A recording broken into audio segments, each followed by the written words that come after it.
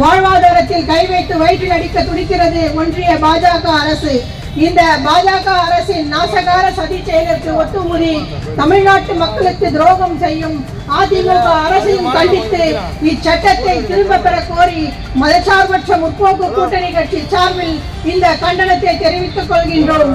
100 நாள் வேலை திட்ட என மக்களால் அழைக்கப்படும் இந்த மகாத்மா காந்தி தேசிய ஊரக வேலை உறுதியளிப்பு திட்டத்தை பாசிச பாஜக அரசை கண்டித்து நடைபெற்றுக் கொண்டிருக்கும் இந்த ஆர்ப்பாட்டத்தை தலைமை தாங்கி நடத்தி கொண்டிருக்கும் ஒன்றியத்துடைய செயலாளர் அருமை அண்ணன் சந்தானம் அவர்களே, கண்டன உரை நிகழ்த்த வருகை தந்துள்ள அருமை அக்கா வரலட்சுமி மதுசூதன் அவர்களே, மற்றும் எனது கட்சியை சேர்ந்த நகர செயலாளர் மணிமாறன் அவர்களே, வீரா அவர்களே, ஒன்றிய செயலாளர் ராஜ்குமார் அவர்களே மற்றும் அனைத்து கட்சியை சேர்ந்த மாவட்ட ஒன்றிய நகர பொறுப்பாளர்களே, உங்கள் அத்தனை பேருக்கும் என் வணக்கத்தை தெரிவித்துக் கொள்கிறேன்.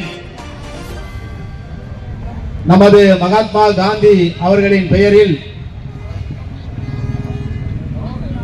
முன்பு ஆட்சி செய்த காங்கிரஸ் அரசால் மன்மோகன் சிங்கால் கொண்டு வரப்பட்ட திட்டம் 100 நாள் வேலை திட்டம். அந்த திட்டம் ஏராளமான ஏழை எளிய ஒடுக்கப்பட்ட ஏழை மக்களின் உதவியாக அமைந்த திட்டமாக அந்த திட்டம் இருந்தது. ஏராளமான ஏழை மக்களின் வாழ்வாதார திட்டமாக அந்த 100 நாள் வேலை திட்டம் அமைந்தது. பாசிச பாஜக அரசு ஆட்சி அதிகாரத்தில் வந்த நாளிலிருந்து இந்த 100 நாள் வேலை திட்டத்தை சிதைக்கக்கூடிய வேலையை திட்டமிட்டு செய்து வந்தது. உச்சபட்சமாக என்று இந்த 100 நாள் வேலை திட்டத்தையே ஒட்டுமொத்தமாக சிதைக்க வகையில் இப்போது பிபிசிஜி ராம்ஜி என்ற ஒரு திட்டத்தை கொண்டு வந்திருக்கிறது. சுதந்திரத்துக்காக போராடிய மாமனிதர் மகாத்மா காந்தியின் பேரில் இருந்த அந்த திட்ட பெயரை நீக்கிவிட்டு ராம்ஜி என்ற சனாதன பெயரில் இந்த திட்டத்தை கொண்டு வந்திருக்கிறார்கள். காந்தியை 1948 படுகொலை செய்தார்கள். மீண்டும் 92 சமூக நல்லிணக்கமாக இருந்த பாபர் மசீதியை இடித்து கொலை செய்தார்கள். இப்போது காந்தியின் பெயரை நீக்கி 2வது முறையாக காந்தியை படுகொலை செய்யக்கூடிய திட்டம்தான் இந்த விபிஜி ராம்ஜி திட்டம் மத்திய ஒன்றிய அரசு கொண்டு வந்திருக்கிறது. இந்த திட்டத்தில் 40% மாநில அரசு நிதியை ஒதுக்க வேண்டும். அப்படி மாநில அரசு நிதியை ஒதுக்கவில்லை என்றால் இந்த திட்டம் முடக்கப்படும். ஏழை மக்களின் இந்த 100 நாள் வேலை திட்டம் ஒட்டுமொத்தமாக மத்திய அரசால் இந்த திட்டம் நசுக்கப்படுகிறது. இந்த திட்டத்தை முற்றிலும் அகற்றுவதற்காக மத்திய அரசு இந்த புதிய 100 நாள் வேலை திட்டத்தை கொண்டு வந்திருக்கிறது. இதை வன்மையாக கண்டிக்கிறோம். இதுக்கு உறுதுணையாக இருக்கின்ற நமது இபிஎஸ் என்ற எடப்பாடி அரசு அந்த பாசித கும்பலுக்கு தலையாட்டக்கூடிய தலையாட்டி பொம்மையாக இருந்து கொண்டு அவர்களை இங்கே கால் ஊன்றுவதற்கு அந்த பாசிச சக்திகள் கால் ஊன்றுவதற்கு உறுதுணையாக இருந்து கொண்டிருக்கிறார்கள்.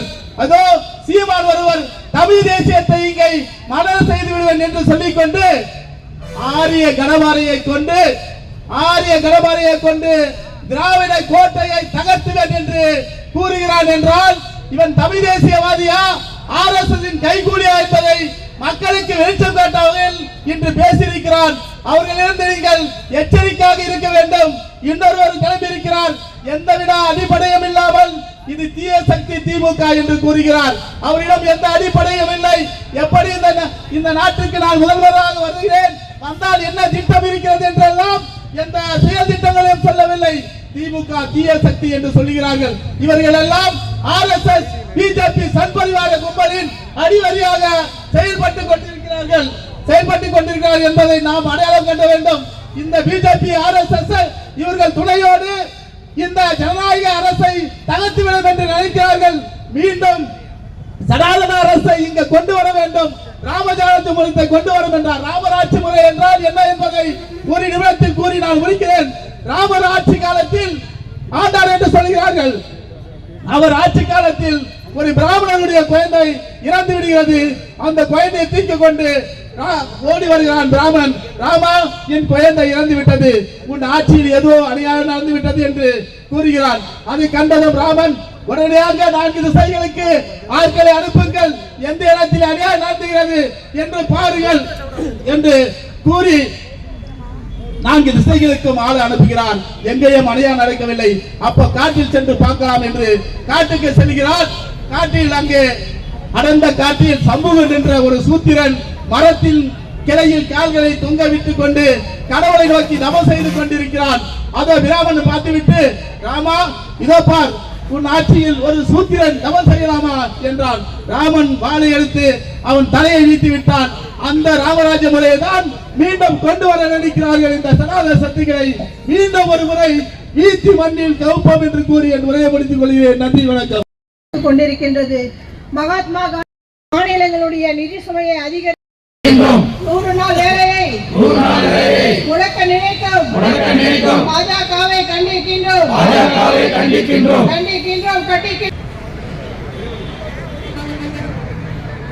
அதிகாரத்தை அகற்றி ஒன்றிய அரசு அதிகாரம் செலுத்தும் வாய்ப்பை மட்டுமே இந்த புதிய சட்டம் வழங்குகின்றது. ஏழை மக்கள் வாழ்வாதாரத்தை இழந்து தவித்தாலும் பரவாயில்லை, ஒவ்வொரு ஆண்டும் ஒன்றிய